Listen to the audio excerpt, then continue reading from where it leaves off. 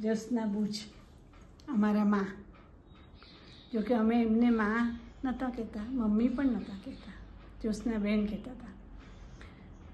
કદાચ દાદાજીના કુટુંબની પ્રણાલી અને એ સમય કે મમ્મી તો બધા કહેવાનું ચલણ ઓછું હતું ને અમારા દાદીને માં કહેતા, એટલે અમે જ્યોત્સનાબેનને જ્યોત્સનાબેન કહેતા હતા. ઇવન અમારા સંતાનો પણ જ્યોત્સનાબેન કહેતા હતા.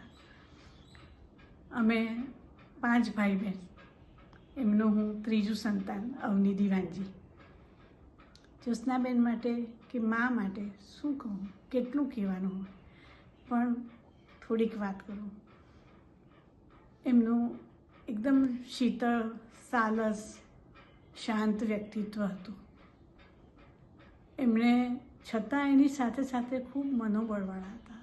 એક અનોખું વ્યક્તિત્વ એટલે હતું કે એમને બક્ષી કુટુંબમાંથી બુચ કુટુંબમાં આવ્યા પછી ઘણો ફેરફાર હતો અને એમાં એ ફેરફારમાં એમણે વધારે પોઝિટિવ લઈને વિકસ્યા. કદાચ એમને લેખન કાર્ય શરૂ કર્યું, ઘણા પુસ્તકો લખ્યા છે, લેખો લખતા હતા, ન્યૂઝપેપરમાં એમના વાની વાર્તા પ્રસંગો એ પ્રમાણે લેખન કરતા અને બધી સાહિત્યિક પ્રવૃત્તિઓમાં દરેકમાં સાથ હોય. એની સાથે આગતા સ્વાગતા મહેમાનોને સત્કારવાનો પણ એટલો જ એમનો શોખ હતો અને એટલું પ્રેમથી સત્કારતા.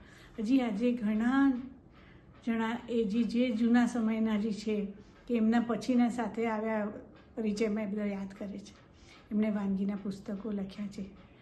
ઉપરાંત એમણે આ જે પ્રવૃત્તિ પાછલા સમયમાં એકલા પડ્યા પછી ભરતગૂંથણ તો કરતા જ હતા, પણ ઉંમરના કારણે એમનું થોડીક આંખની ખેંચાણ થાય વધારે, એટલે એમણે એક જુદું શરૂ કર્યું કે નાના નાના કાપડના ટુકડાઓ જોડીને ક્વિલ્ટ અથવા તો ચાદર, નાની શેટીની ચાદર ઓઢવાના એવું બનાવતા, જે આજે પણ અમારા દરેક સંતાનને ઘેર એમનું છે.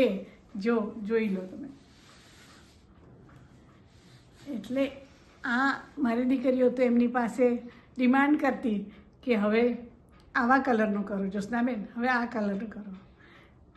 અમને સંતાનોને લાડ કર્યા એ કદાચ એ સમયના સ્ટાઇલ નથી, પણ એમણે અમારા સંતાનોને બધાને ખૂબ લાડ કર્યા, ખૂબ પ્રેમ. એમને મનગમતું ખાવાનું, આઈસ્ક્રીમ, ચોકલેટની જ્યારે ને ત્યારે લાણી કરે.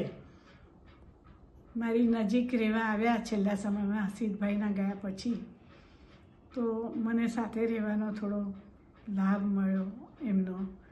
ક્યારેક ઓચિંતું કંઈક બનાવીને લઈ આવે, ક્યારેક શાક ફોલીને લઈ આવે અને મને નજીક એમનો રહેવાનો લાભ પણ મળ્યો. છેલ્લા સમયમાં મારું ઉપર ઘર હતું, દાદર ચડી નહોતા શકતા, એટલે નહોતા આવી શકતા, એનો મને થોડો રંજ રહ્યો.